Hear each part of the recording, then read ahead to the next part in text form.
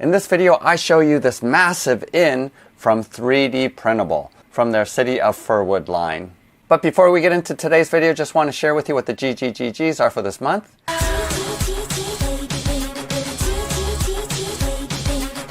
Each month, Bob the Beholder picks some of my Patreon supporters to receive gratitude gifts.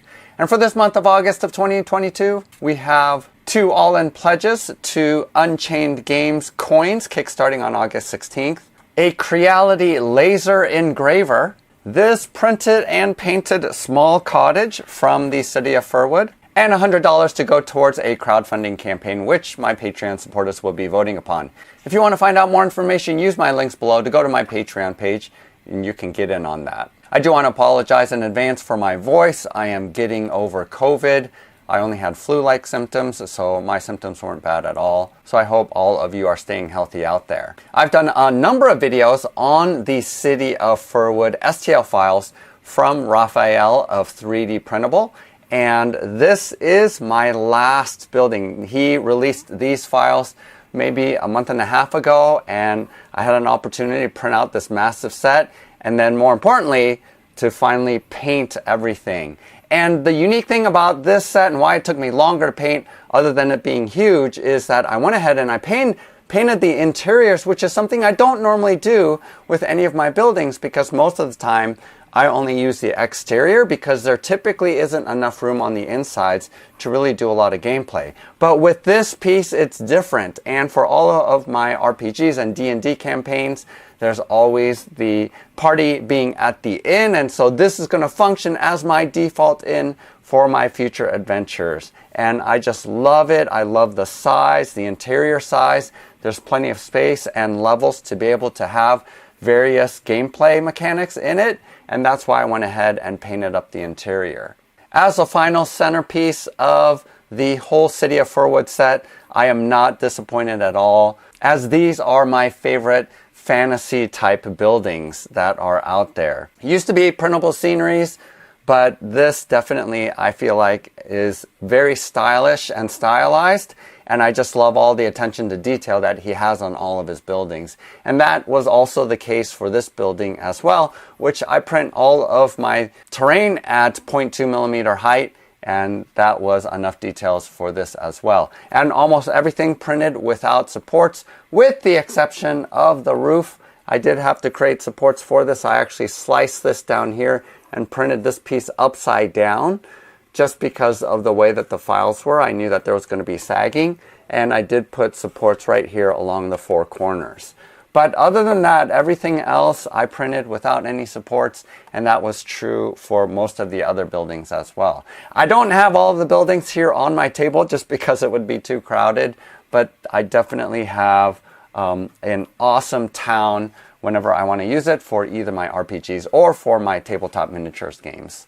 I was going to print out a couple other buildings so that I would have the full set, but honestly, I do not have any more shelf space available. And so this inn is taking up my last little bit of shelf space, and I definitely think it's worth it because it's my favorite piece out of the entire set. And it did take a long time for me to paint all of this beige on the interiors. And if you want to see how I painted this up, go ahead and check out this video where I show you how I painted up some of my original videos. And I pretty much used the same format, except this time I did spray prime everything dark brown rather than doing a dark gray for the stone. I just found that the dark brown primer works really well with stone, and you don't have to do that extra step. I do want to walk you through each one of the levels that's found on this building, and there is a lot of them. And I did use a variety of furniture that I already had. Some of them are actually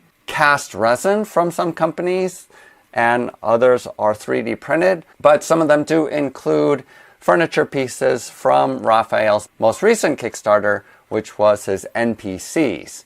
And I actually have those miniatures printed up and primed. I just haven't had a chance to paint them up yet, but they're going to be a great addition to the set, especially the lower part where the inn is at. But my intention is to print out a number of the other STL files on my resin printer, just so that my players can come here and do one-stop shopping, get healed up, all that kinds of stuff in this one building. So let's go ahead and take a look at the interior of this building, and I'll show you each level.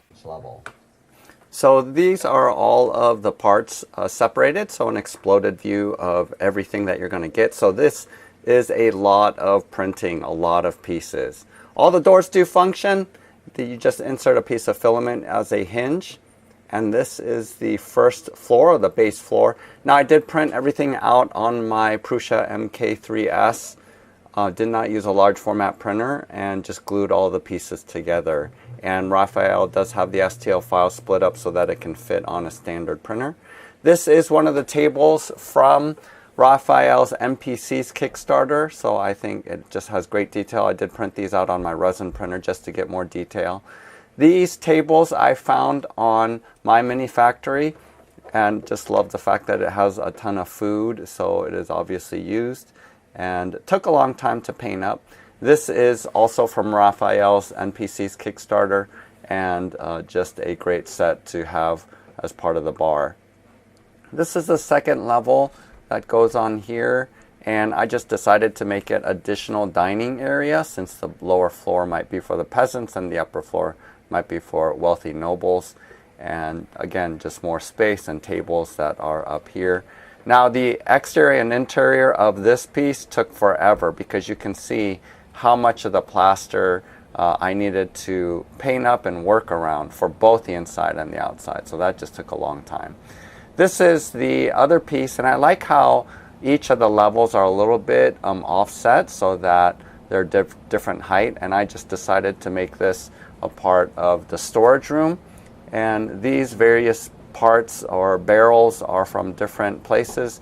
This is actually from Hearst Arts, a barrel that was plaster cast. And these other barrels actually are from Printable Scenery, and was able to print this out in resin. And let's compare it to a piece that I printed out on FDM. And clearly you can see the difference between the smoothness on the resin versus the print lines on the FDM.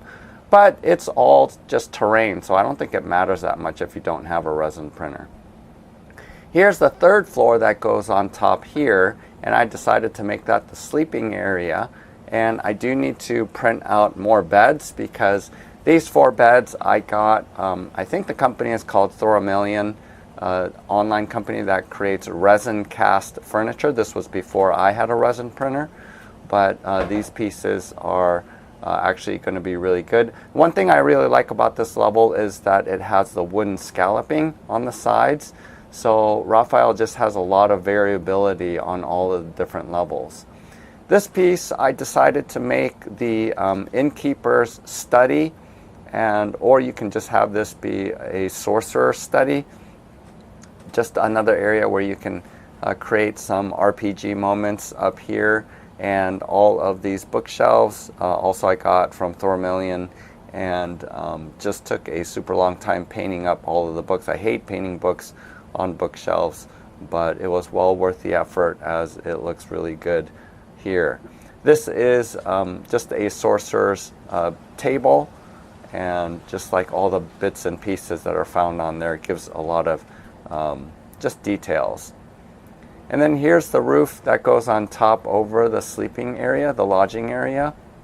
And all of these pieces do have holes for 5mm magnets, disc magnets, if you want to do that. I don't do that because the weight is enough to hold it down.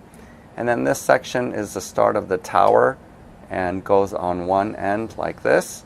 And then the roof side just goes right on top here, just like this, and it intersects with the other roof section as well. And then I just stuck a little treasure chest up here, but you can make maybe a coffin that's up here, or some kind of adventure spot right up here for adventurers to go up on just to discover something. And then the final roof piece goes on right on top like this. So it looks awesome.